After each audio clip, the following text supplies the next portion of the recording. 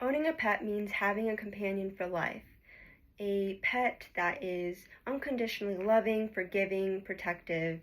And so imagine yourself walking into an animal shelter, seeing hundreds of dogs and cats covering all the surface area, the entire surface area of the shelter.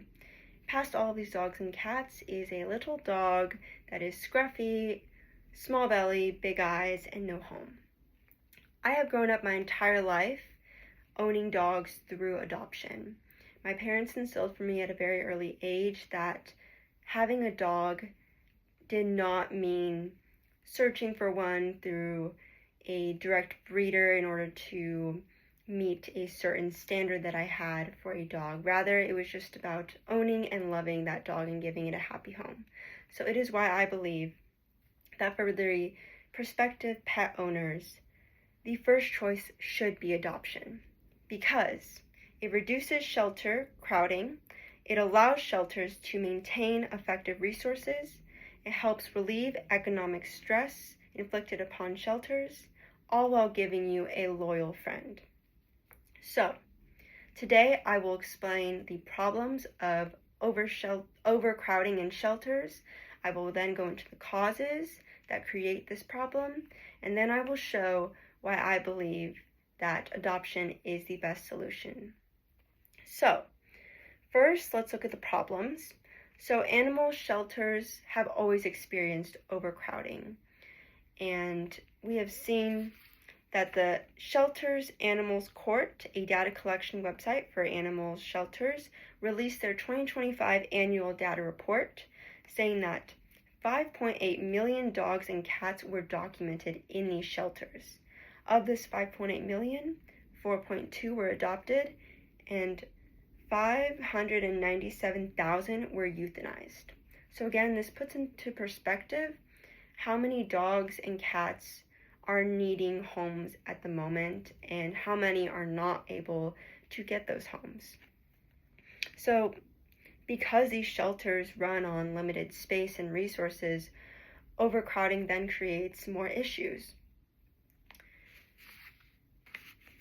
Marcia Maeda, director of the Los Angeles County, said in her 2025 blog that the UK's Farm Animal Welfare Council states that there's 5 freedoms: freedom from hunger and thirst, freedom from discomfort, from pain, injury, or disease, freedom to express normal behavior, and freedom from fear and distress.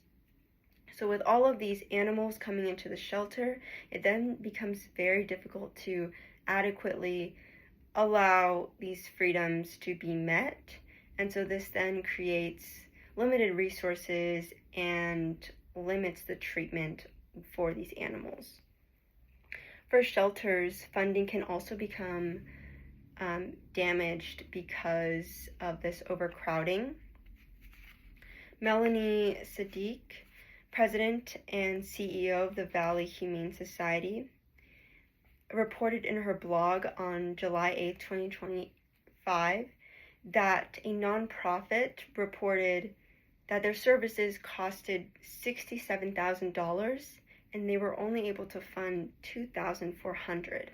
And so this then shows how little funding shelters are able to receive and how much funding they need. So this then creates limited resources because of the overcrowding. So now that we have looked at the problems, it is important to look at the causes. So one major cause is the preference for animal mills, for puppy mills, and for dog shops. And so many people believe that there is a specific breed, age, appearance that would work best for them. However, Haley Dream, an organization fighting to end puppy mills, reported in an article that every year 2.8 million puppies are birthed within these puppy mills. And it also states that without these puppy mills, these shelters would observe 75% less dogs coming in. So while some breeders are responsible, it overall negatively affects the shelters that are trying to get these dogs to homes efficiently. Additionally, many people are not aware of the benefits of adoption, and they may assume that shelters only have older dogs or certain breeds. The Arizona Humane Society, a shelter that helps pets find their future owners, explains on their website that 25% of their shelter dogs are purebred.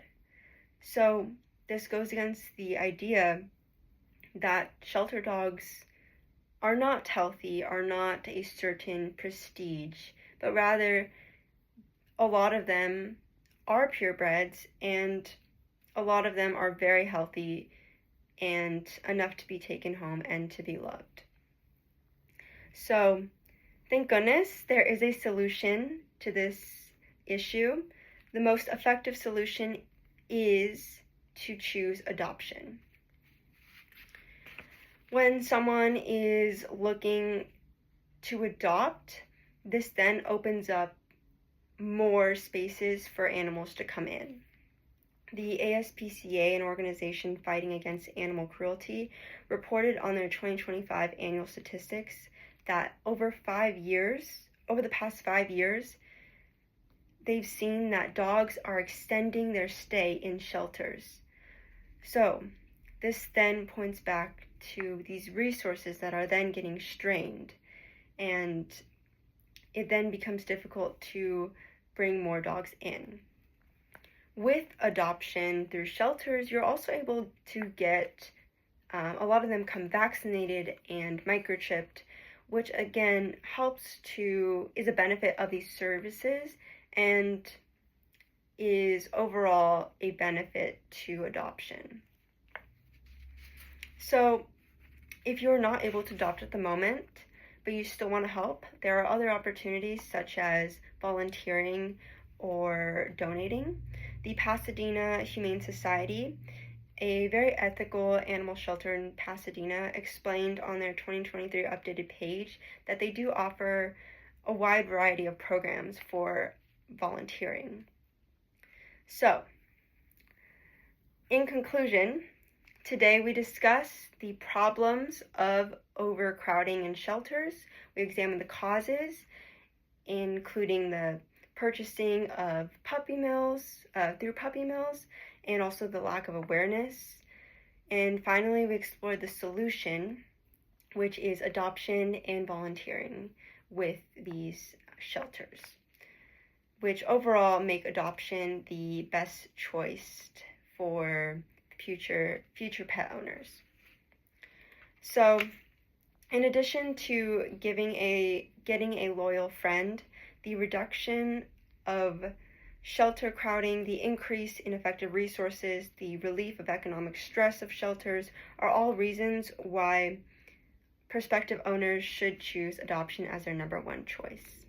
If you think back to that image of that dog I had you imagine in your head, that is my dog currently, Bowie, and he was 3 months at the time when we first got him, and he is now very loved. So it is very important that you choose them. Thank you.